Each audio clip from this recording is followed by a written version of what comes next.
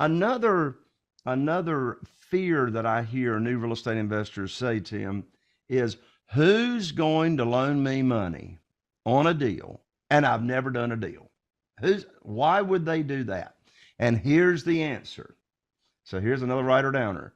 The answer is if you, the borrower, the real estate investor, if you don't pay your private lender, the property does. If you don't. If you're a real estate investor and are wondering how to raise and leverage private money to make more profit on every deal, then you're in the right place.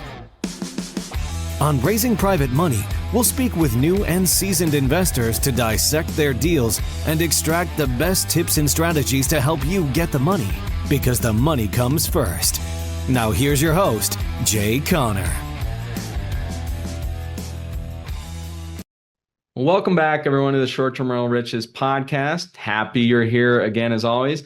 I'm also happy because we have a fabulous guest today, Jay Conner. And as we know, before we buy a short-term rental, we've got to have money from somewhere, right? But one of the beautiful things about investing in real estate is that it doesn't always have to be our money. We talk about OPM, right? Other people's money. And we have some very traditional ways that we do that. Of course, going to the bank.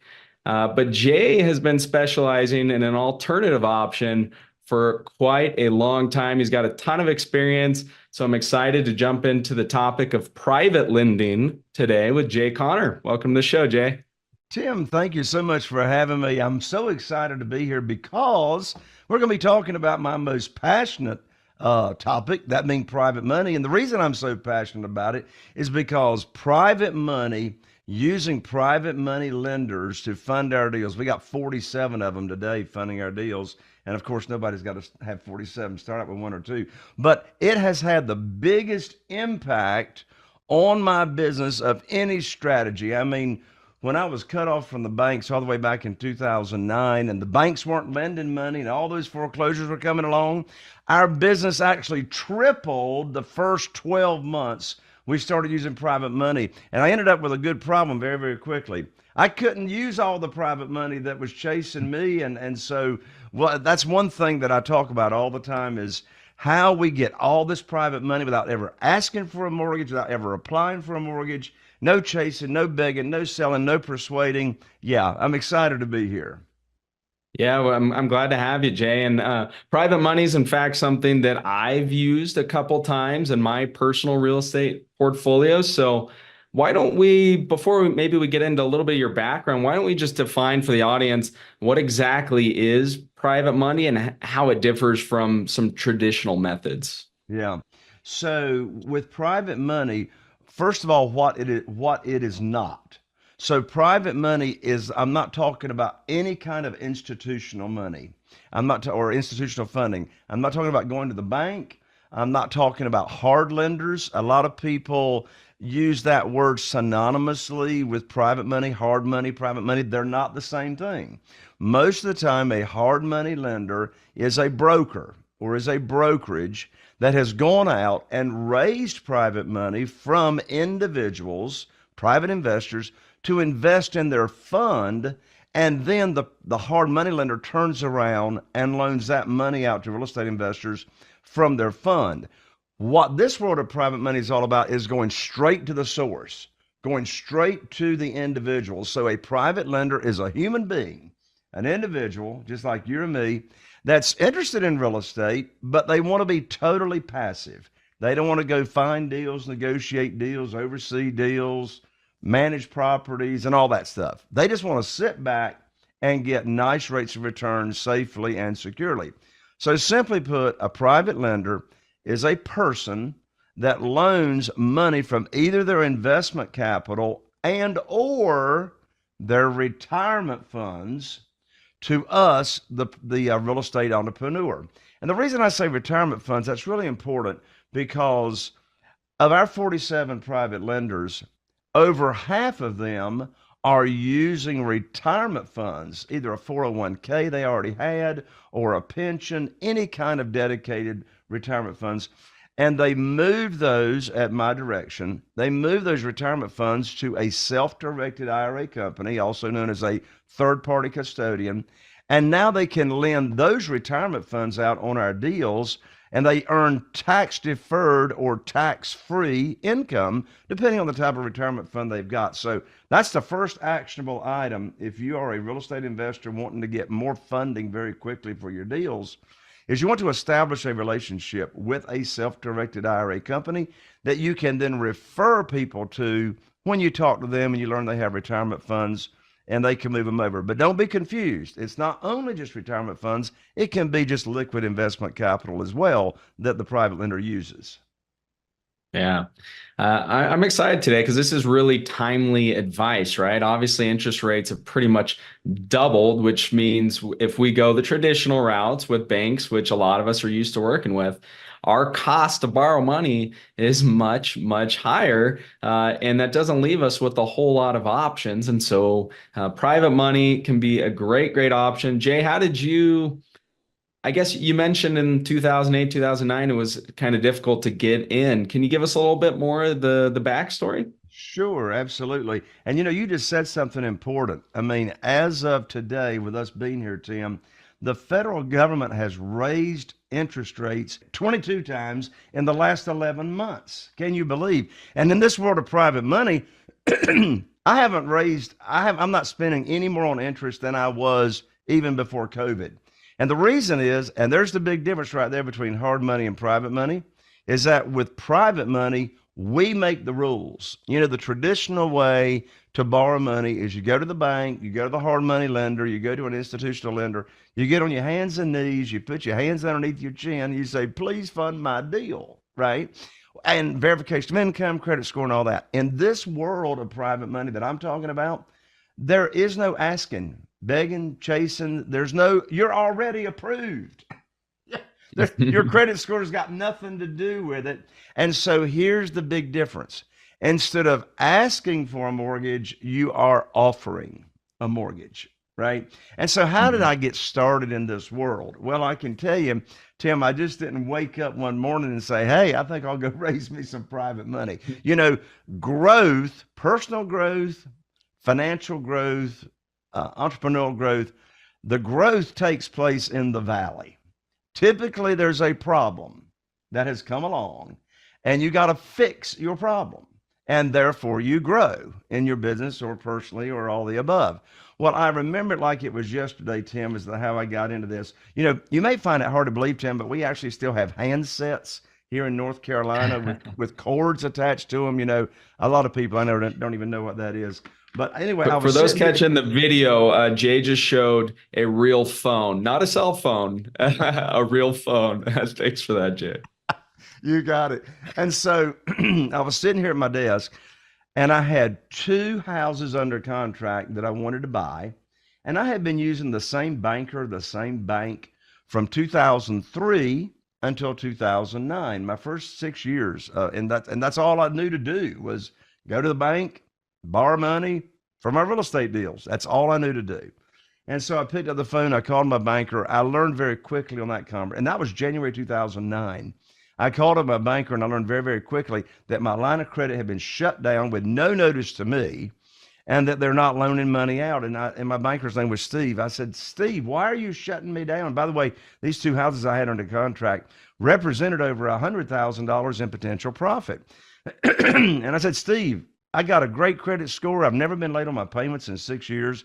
Why have you closed my line of credit? He said, Jay, don't you know there's a global financial crisis going on right now? I said, no, but now I got a financial crisis because I don't have any way to fund these deals and you've cut me off. And so I hung up the phone and I sat here for a moment. And by the way, Tim, these people that are running around saying, oh, every opportunity is every problem's an opportunity. I want to throw up. I didn't have an opportunity. I had a problem, right? How am I going to fund these deals?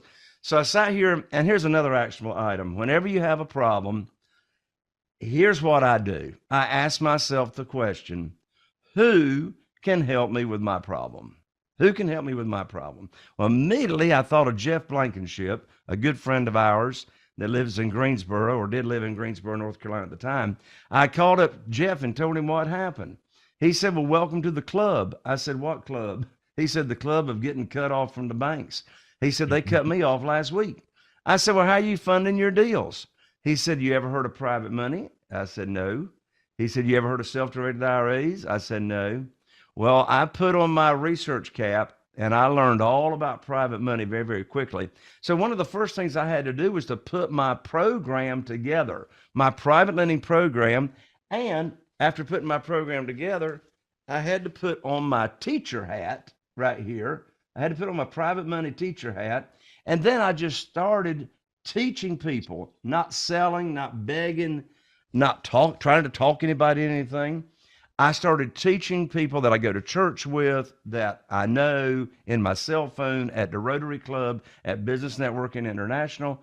I just started teaching people what private money is and how they can earn high rates of return safely and securely. And so I started teaching my program. So, what interest rate am I paying? What's the length of the note? Frequency of payments? How you can get your money back in less than 90 days if you got an emergency, etc. So I just started teaching people. Now, here's another writer downer. Desperation has got a smell to it. And the worst time you can be looking to raise private money is when you need it for a deal. So I did not tell any of my people that I was teaching about private money about those two deals that I had under contract. Because if I taught them my program and told them about the two deals, now I'm pitching a deal, now I'm asking, and I'm coming across desperate, and I'm not even trying to sound desperate. So I separated the conversations of teaching the program and then having a deal for them to fund. So I remember like it was yesterday, Tim. I went to Bible study on Wednesday night at 7:30, and there was a gentleman there that I wanted to talk to. And so I walked up to him, and I said, hey, could we visit for a few minutes after Bible study? He said, sure. So we got together, and here's exactly what I said to him. His name was Wayne. I said, Wayne, I need your help. So here's a little bit of scripting. This is called the indirect method to attracting private money. I said, Wayne, I need your help. I said, I've now opened up my real estate investing business to people I know and trust. And when you run across somebody that is complaining about the low interest rates and CDs and the volatility in the stock market and losing money in the stock market, would you refer them to me and I'll tell them about my program? Well, what do you think Wayne said to me? He said, well, now, Brother Jay, what you got going on there? Well, by the end of that conversation, he had become my first private lender because I asked him for his help to spread the word. Now he's asking me, how's it work? I went to his house the next day, sat down with him and his wife, and $250,000. And, an hour later, I got $250,000 burning a hole in my pocket from him saying, well, look, we'll start with 250. And so I didn't tell him about the deal. So I let 2 or 3 days go by, and I called him up and I gave what's called the good news phone call. I called up Wayne. I said, Wayne, I got good news. I can now put your money to work. I got a deal under contract over in Newport with an after repaired value of $200,000. The funding requires 150. I know he's got 150 because he told me he got 250. I said the funding requires 150, and the closing is next Thursday. So you'll need to have your funds wired to our real estate attorney by next Wednesday, and I'll have my attorney email you the wiring instructions. You notice how I didn't ask him if he wanted to fund the deal. That's the most stupid question in the world I got asked. Of course he wants to fund the deal because he's been waiting on the phone call for me to put his money to work. And I'll tell you another thing real quick. I'll turn it back to you, Tim.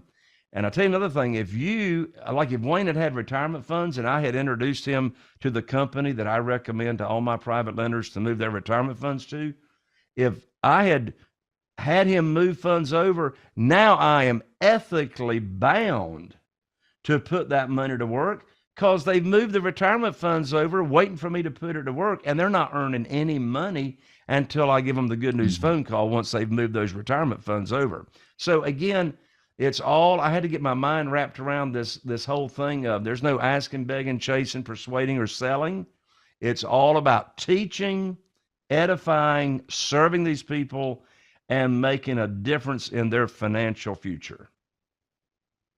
Gosh, Jay, so many nuggets there. I mean, it's clear that you've been doing this for a while and you're a fabulous educator. And I love that idea, teaching people about this now when we don't actually need the money.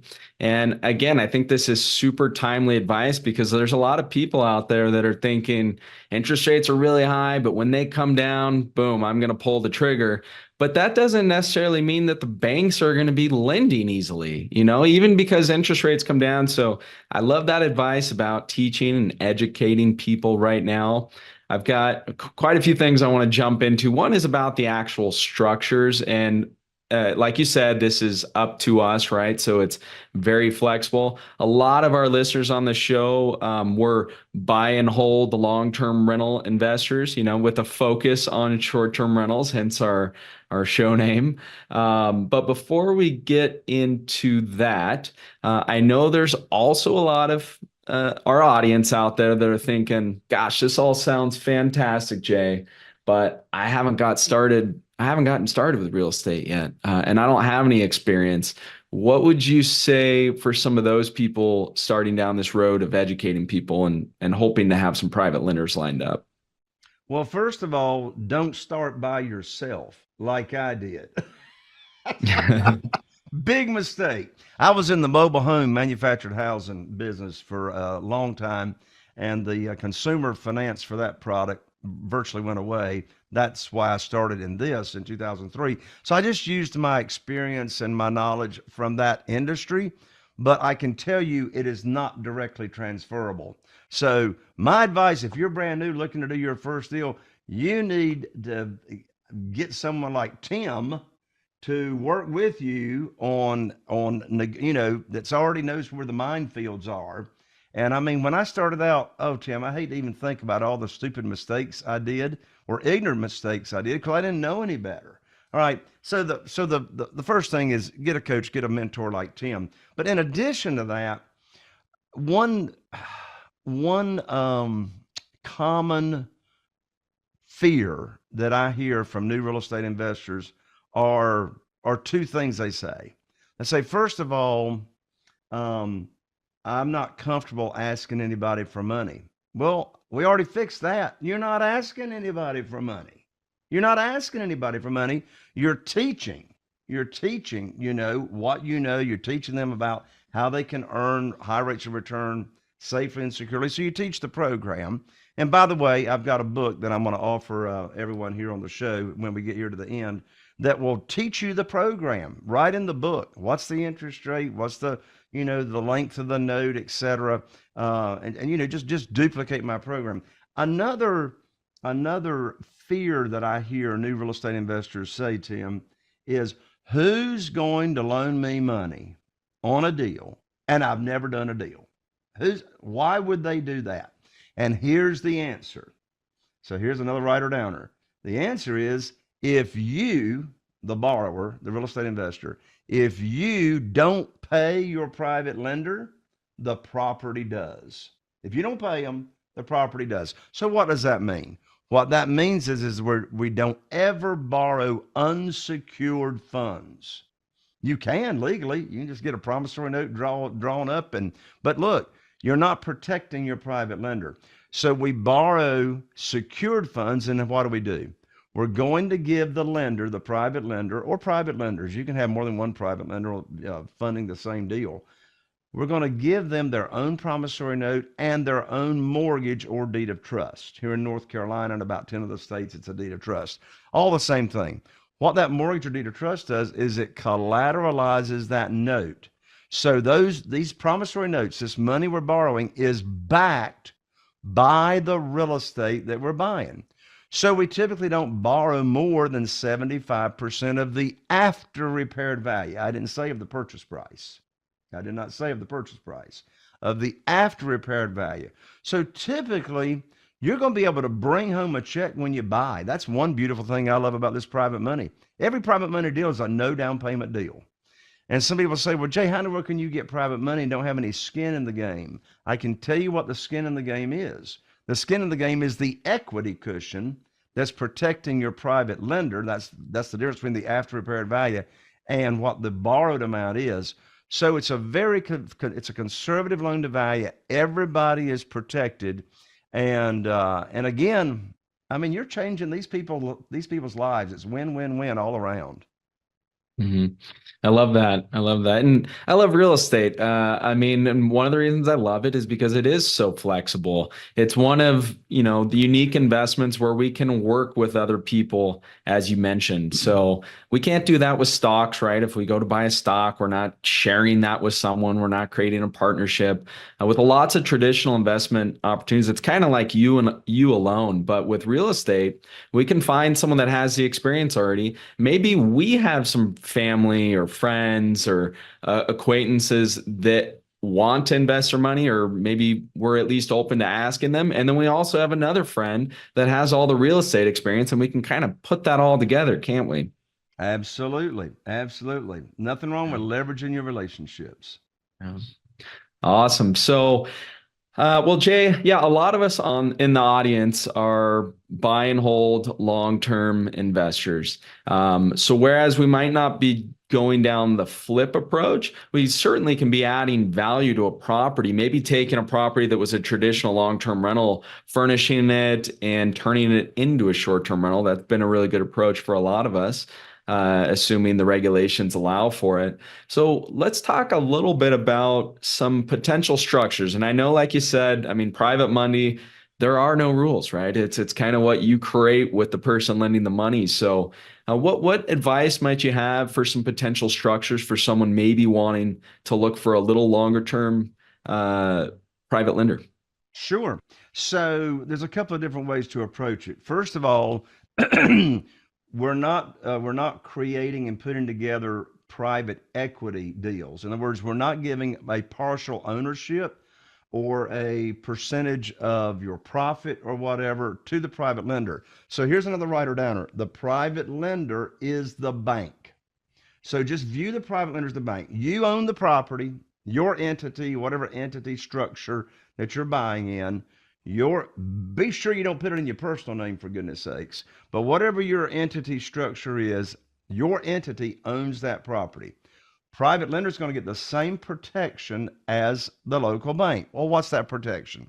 Well, of course, the promissory note we talked about, the deed of trust we talked about, but we're also going to name the private lender on your insurance policy, just like the bank. Remember, the private lender is the bank. You're going to name them on the insurance policy as the mortgagee. So if there's a claim against your insurance policy, then your lender's protected in that way. Mortgagees, when a check is made payable from the insurance company, typically they make that check payable to your entity, the ownership, and to the mortgagee as well. So they have to sign off on those checks, another layer of protection. We name the private lender also as an additional insured on the title policy. So if there's any kind of title issues down the road, then they are protected. As far as the structuring of the deal, as I said, they're going to get a mortgage, and we're going to pay. You got a couple of different options. Since most of what I do, and I do have short-term rentals myself. In fact, I am now converting my grandparents' home that's in the country. I'm converting that to a short-term rental as well, and it's got the original beadboard ceilings and the original pine wood floors built in 1927. And anyway, in fact, I talked to my contractor this morning. I'm having a great time converting that to a short-term rental. But anyway, on my flips, and this is not a flip, that house I was just talking about, but on my flips, I'm typically, if I'm going to be in and out of a deal in 6 months or 9 months, then you don't even have to make monthly payments. Just let the interest accrue, right? Talk about fixing your cash flow. You buy a property, you bring home a big check because you borrow more than you need to buy it and rehab it if rehab's involved. I bring home a big check, and then I don't make any payments or to the private lender until, I cash out 6 or 9 months down the road. But that's a different deal here now where we're talking about short-term rentals, because you're staying in that deal, for quite a while. So you can either, and let the math make the decision. There's another writer downer. The math makes the decision, not your emotions. So you can pay interest-only payments if your cash flow makes sense. So for a flip, I'm paying 8% and no points. 8% and no points. It's been the same program since 2009, and I haven't raised it since craziness has been going on the last few years. But now on a long term, to where you're going to be holding that property, then, depending on how much monthly income, take out your vacancy and all that kind of stuff. Tim can teach you those percentages, but what's your conservative cash flow looking like, or revenue coming in? So, on the long-term hold, you may only be offering, 6 or 7% for the long term, right? Now, I believe, and I do not have a crystal ball, but I got some very, very smart friends that do have crystal balls. I think we're going to see a reduction in mortgage rates within the next 12 months, probably significantly, for a number of reasons. But you can structure it at 6 or 7%, right? I have sold a lot of homes on rent to own, and I was paying out 8%. And of course, rents have gone crazy, as you know, Tim. Rents have gone crazy, like in recent times. So it comes down to the cash flow. Now, if you can buy a property and get it to cash flow, you can pay principal and interest, right?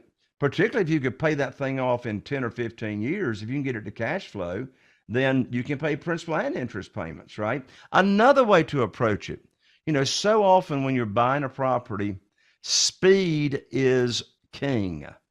Fast closings are important, right? To particularly a motivated seller.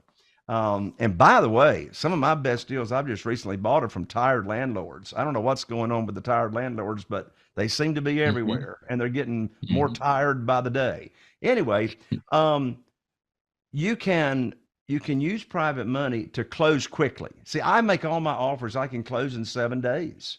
Well, the bank can't close in 7 days. I mean, in this world of private money, there's no appraisals. You don't have to wait on appraisals.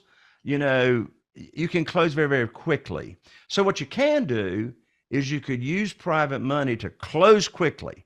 And then if you're going to fix it up, furnish it, whatever, use that private money for that in the short term, maybe for 6 months or whatever.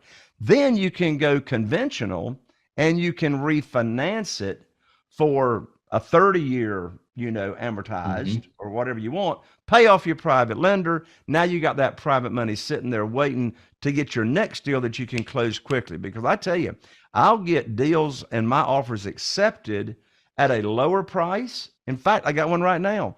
Competition offered $135,000, but they can't close for 2 months. I'm buying it for $100,000 because I'm closing in 7 days. So use private money for a fast closing and then just refinance it out with your conventional lending.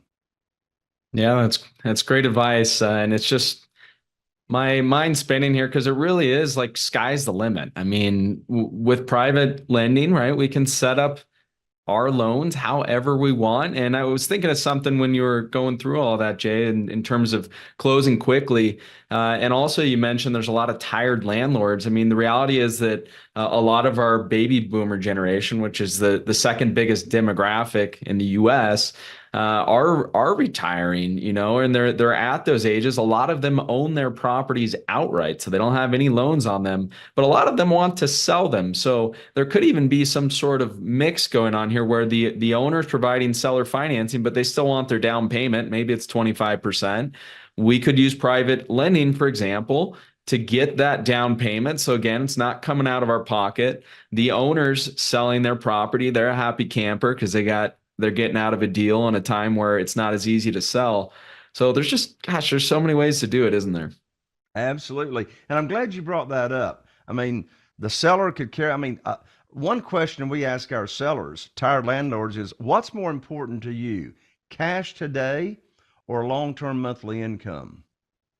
And, a lot of those tired landlords, they will, they'll finance it for you and take back a note. But of course, most of them are still going to want the down payment. So I'm glad you brought that up, Tim. You can use private money in what we call second position or a junior lien position. But here's the formula. You still want to protect your private lender. You want to, protect the landlord in this example that's, has got a first mortgage. So again, typically, depending on the scope of the rehab, if rehab is involved, and most of the time you want, if you're getting a short-term rental ready to go, Tim, you probably do advise you want it to be looking good and smelling good. You want it looking good, that's right, and smelling good, even more important. you can put that private money in second position as the down payment money as well. So I'm glad you brought that up. Yeah, a lot of flexibility. I love it. Jay, I know you've been teaching on the subject for a long time, so we're going to let people know where they can reach out to you. And I've got one other question. It's actually not related to real estate, but before we get into that, any other last nuggets that you might have out there or words of wisdom? Well, in the real world out there, most real estate transactions that take place, the seller is going to require the cash. Most of them in the real world. And if you don't have the cash readily available, you're simply just going to miss out on deals. If you don't have, it ready to go. And by the way, here's the biggest advice, most important advice I could give as we're starting to wrap up. But don't go anywhere, folks, 'cause I'm getting ready to give away my book. Write this down. The money comes first. Now, what am I saying? Tim, let me tell you something that just drives me bonkers, and I just want to go run headfirst into a wall every time I hear this. But you've got educators out there, AKA gurus out there going around, and I've heard it, I don't know how many times they'll say, oh, just get the deal under contract. The money will show up because money follows deals.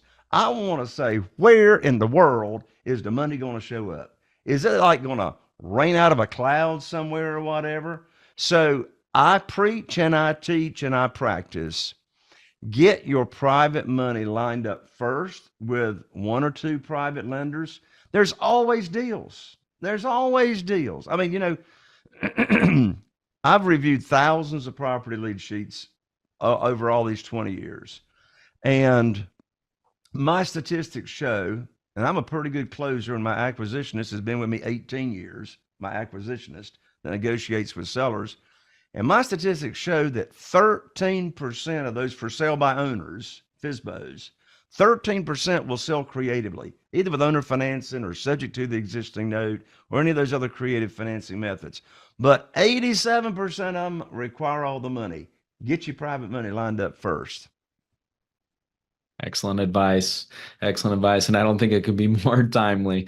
Well, Jay, as we wrap up and before we let everyone know where they can get in touch with you and learn from you, I've got a question. So the name of the podcast is Short-Term Rental Riches. So when a lot of people hear that, they think about financial riches, right? But as we know, living a rich life is so much more than that, right? And so I'm just curious if you have anything that you've added in your life recently that's not financially related that's helped enrich your life.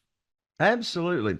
I've got a really, really good friend. His name is Tom Kroll, Krol. And he shared not too long ago a practice that he started some time ago in the past. And his practice is read 8 pages a day in whatever book that you're interested in. And the reason he advises that and he practices it is that, I love to read, right? I mean, the book that changed my life and had the biggest impact way back when I was 24 years old was University of Success by Og Mandino.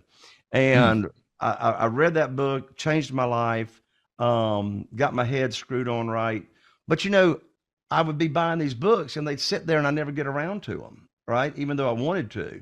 So 8 pages a day. And what I learned when I started practicing this, reading 8 pages in the morning as part of my morning routine, what I learned was most of the time I read more than 8 pages.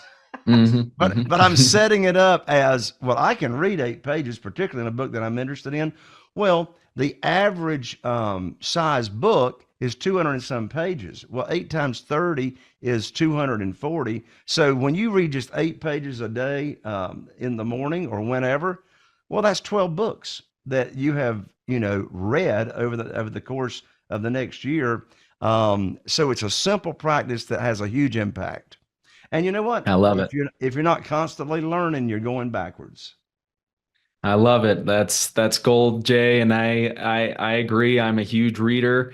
The thing that fascinates me about books, well, I'm just a curious person, but Someone can dedicate their whole life to one subject, and they can boil it down for us in one simple little book that we can read in a couple weeks or even a month, or even if it took us a year. We're taking someone's experience from decades, and we get the benefit of that. So I guess that's a good segue into the fact that you have a book.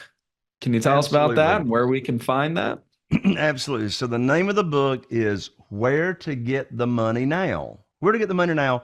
And the subtitle is How and Where to Get Money for Your Real Estate Deals Without Relying on Traditional or Hard Money Lenders. You can't download it. I mean, believe it or not, the post office is still in business. So I will send this priority mail out to you. The book is free, just covers shipping. And you can pick this up at Jay Conner. By the way, I'm an ER, not an OR. So jayconner.com, JayConner.com/book.